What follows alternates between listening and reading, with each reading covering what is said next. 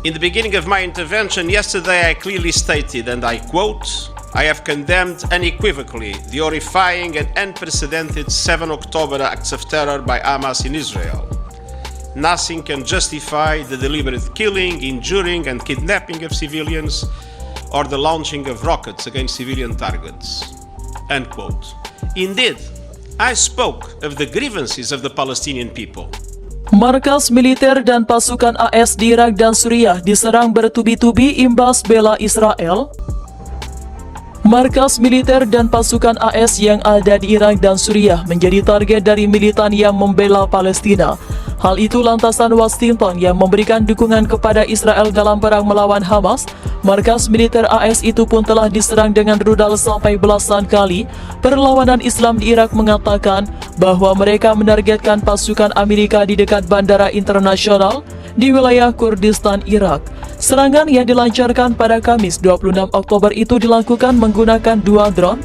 Ketika operasi Badai Al-Aqsa memasuki 3 minggu, kelompok perlawanan terus menargetkan basis pendudukan AS di Suriah dan Irak, di mana sebelumnya mereka mengumumkan telah melancarkan operasi mereka untuk mendukung Gaza yang sedang berperang melawan Israel.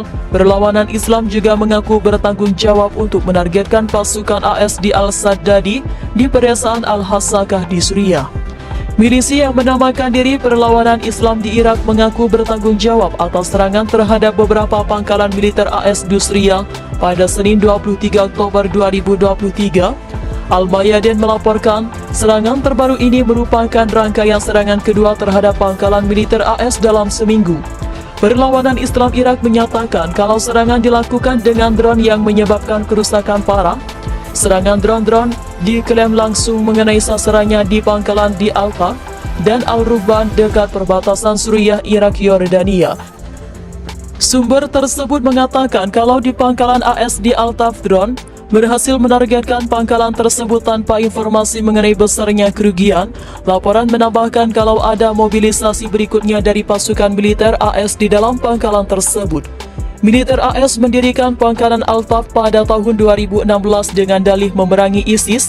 Namun para pejabat Rusia dan Suriah mengatakan AS telah mendukung ISIS dari pangkalan tersebut yang terletak di Jalan Raya M2 Baghdad, Damaskus yang strategis. AS berupaya menggunakan pasukannya yang ditempatkan di Al-Tanf untuk menghalangi Iran memindahkan senjata dan pejuang melalui jalur darat anti Suriah dan Irak.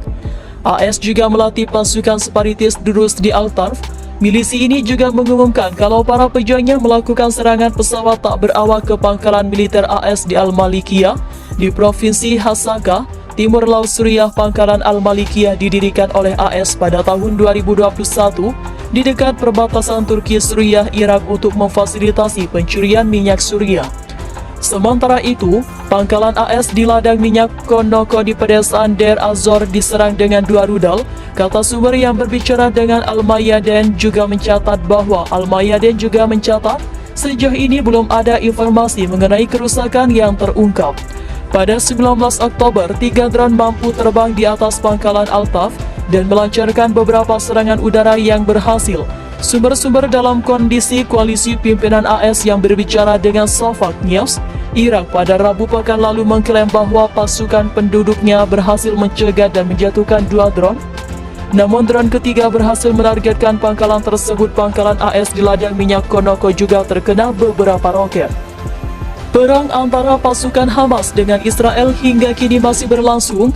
Seiring memanasnya perang tersebut, pangkalan udara Ain al-Asad diserang oleh roket Katyusha pada Minggu 22 Oktober, di mana di pangkalan udara itu menampung pasukan AS dan pasukan internasional lainnya di Irak Barat. Akibat serangan itu, ledakan pun sampai terdengar di pangkalan tersebut. 1 hari sebelum penyerangan tersebut, sistem pertahanan di Ain al-Asad juga sudah mencegah dan menembakkan jatuh 2 drone, di mana 2 drone itu sempat melayang di dekat pangkalan tersebut. Sementara itu, pangkalan udara Ain al-Asad terletak di Provinsi Anbar Barat. Diketahui bahwa perang Hamas dan Israel semakin melebar setelah AS menyatakan memberikan dukungan kepada Israel, di mana Washington telah mengirimkan beberapa peralatan tempur, diantaranya 2 kapal induk, termasuk USS Gerald R. Ford dan USS Dwight di Eisenhower ke Mediterania Timur. Mereka juga mengirim pesawat yang dapat melakukan serangan udara. Lebih banyak lagi pesawat yang dikirim ke pangkalan militer AS di kawasan ini, termasuk skuadron jet tempur F-15 dan F-16. Dua pangkalan militer di Irak yang menjadi markas tentara-tentara Amerika Serikat AS diserang rentetan roket dan drone. Serangan-serangan itu dilaporkan tidak memicu korban jiwa. Seperti dilansir AFP Jumat 20 Oktober 2023, faksi-faksi bersenjata yang dekat dengan Iran telah mengancam akan menyerang kepentingan AS di Irak. Karena dukungan yang diberikan Washington untuk Israel dalam perang melawan Hamas, militan yang berbasis di jalur Gaza dan didukung Iran, Israel melancarkan serangan udara besar-besaran terhadap jalur Gaza setelah Hamas menyerang Israel pada 7 Oktober lalu.